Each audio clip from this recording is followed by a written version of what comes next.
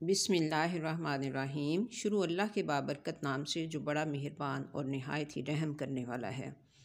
لوگوں کے سامنے مسکراتے رہا کرو اور اللہ کے سامنے رویا کرو، کیونکہ دنیا مسکرانے والے کو پسند کرتی ہے اور اللہ رونے والے کو۔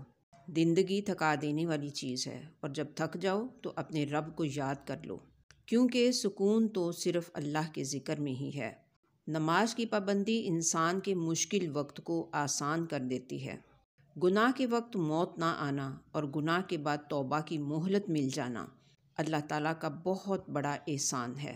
دعا اور تڑپ مقدر بدل دیتی ہے۔ قرآن پاک پتھر دلوں کو موم کرتا ہے، ٹوٹے دلوں کو جوڑتا ہے اور بیمار دل کے لیے شفا ہے۔ دعائیں نصیب سے نہیں بلکہ نصیب دعاؤں سے بدلتا ہے۔ ہمیشہ ایسے شخص کو چنا کرو جو آپ کو عزت دے، کیونکہ عزت محبت سے کئی گنا زیادہ خاص ہوتی ہے۔ قرآن پاک سے دوستی کیا کرو، کیونکہ یہ وہ سچا دوست ہے جو قبر میں بھی آپ کا ساتھ دے گا۔ جنہیں یقین ہو مقدر لکھنے والے پر، وہ انجام سے گھبرایا نہیں کرتے۔ ہم کسی کے دل میں جھانک نہیں سکتے اور یہ جان نہیں سکتے کہ کون ہمارے ساتھ کتنا مخلص ہے، لیکن وقت اور رویے جلد ہی اس کا احساس دلا دیتے ہیں۔ تم اس کی رضا میں الحمدللہ کہنا سیکھ جاؤ، وہ تمہاری ساری تکلیفیں اور پریشانیاں دور کر دے گا۔ جب تم دنیا کی مفلسی سے تنگ آ جاؤ اور رزق کے سارے راستے بند نظر آئیں، تو صدقہ دے کر اللہ سے تجارت کر لیا کرو۔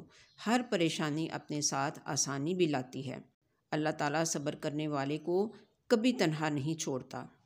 اپنے ہاتھ سے کی ہوئی نیکی اور دوسرے سے سرزد ہونے والے گناہ کا تذکرہ کسی سے نہ کرو، یہ تمہاری کردار کا امتحان ہے۔ زندگی اتنی مصروف بنا لو کہ دوسروں کے عیب دیکھنے کا وقت ہی نہ ملے۔ صبر اور شکر ایسے اثاثے ہیں جو کامیابیوں کا ڈھیر انسان کے قدموں میں لا کر رکھ دیتے ہیں۔ کچھ باتوں کا بوجھ خود اٹھا کر دوسروں سے درگزر کا معاملہ کیا کرو۔ دو اعمال ایسے ہیں جن کا وزن کبھی تولا نہیں جا سکتا، ایک ہے معاف کرنا اور دوسرا انصاف کرنا۔ مصیبتوں کا مقابلہ صبر سے کرو اور نعمتوں کی حفاظت شکر سے۔